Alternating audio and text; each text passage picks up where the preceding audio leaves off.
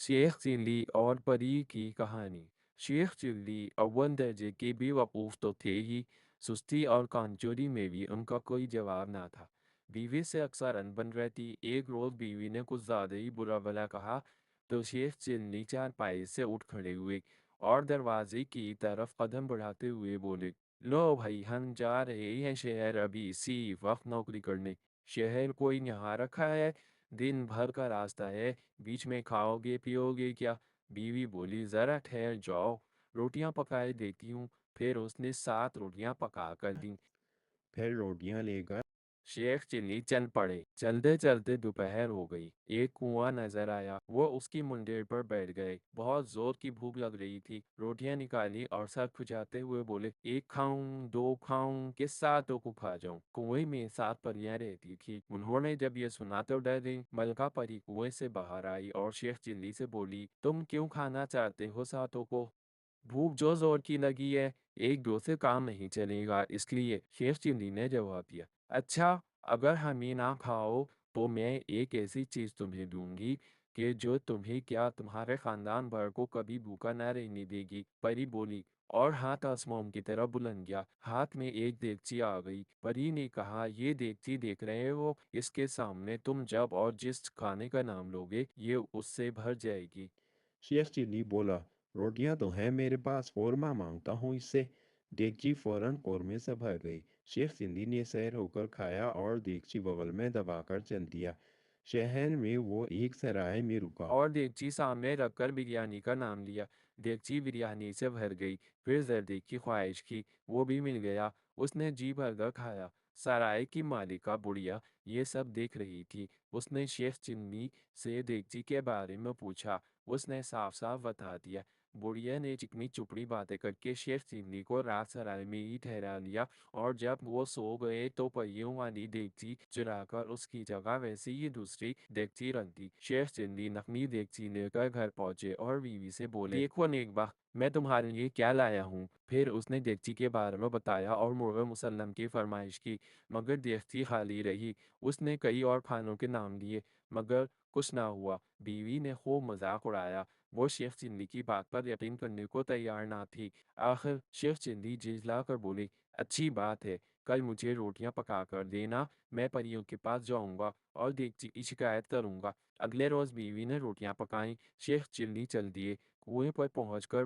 फिर बोले, एक खाऊं, दो खाऊं, के साथ तो खा जाऊं? मलिका परी बाहर आई और बोली, तुम फिर आ गए हमें खाने? क्या अब भी खाने की कमी है तुम्हारे पास? शेख चिल्ली की शिकायत पर के देगची उनकी फरमाइश पूरी नहीं कर रही। परी सोच में पड़ गई। फिर बोली, खैर छोड़ो देगची को, मैं तुम्हें एक ऐसा तोहफा देती हूँ कि मालामाल हो जाओगे।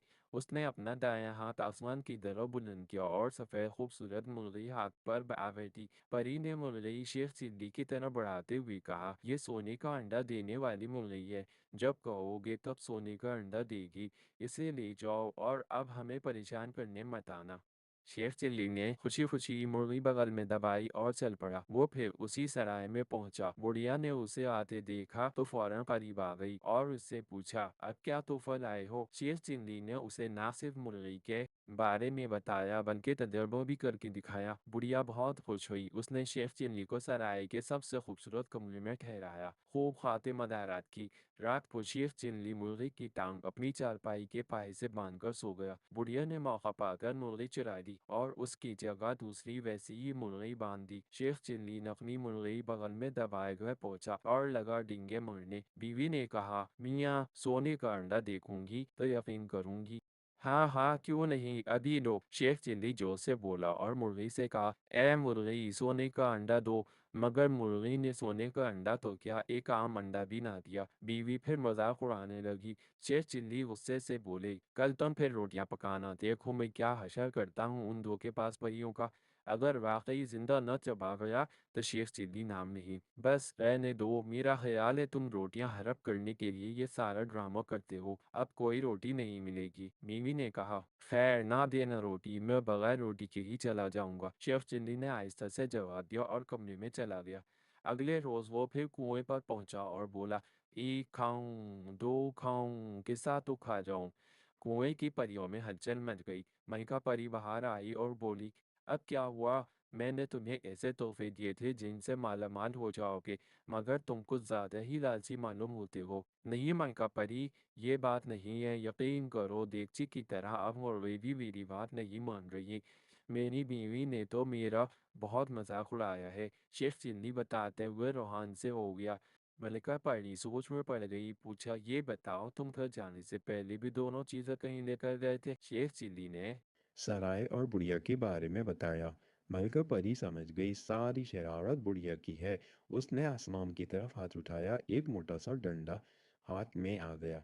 उसने डंडा शेर चिल्ली को देते हुए कहा, यह डंडा लेकर सराय जाना और कहना, ए डंडे, जिसने मेरी दोनों चीजें चुराई हैं उसकी पिटाई उस वक्त तक कर जब तक वो दोनों चीजें मुझे वापस ना कर दे।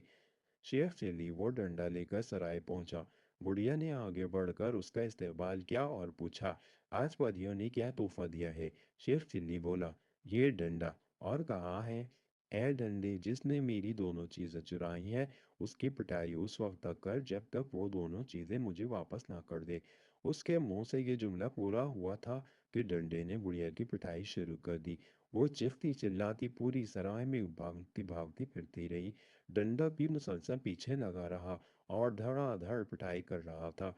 और वो तभी रुका जब बुढ़िया ने दोनों चीजें शेख चिल्ली को वापस कर दी। शेख चिल्ली डंडा, मुर्गी और देगची लेकर घर पहुंचा। अब देगची ने फरमाइश करने पर खाने भी दिए और मुर्गी ने अंडे भी। दोनों मियाँ बीवी मालामाल हो गए और ऐशो आराम से रहने लगे। मगर वो अपनों बुरा वक्त कभी ना भूले, हमेशा गरीबों और हकदारों की दिल खोलकर मदद करते रहे।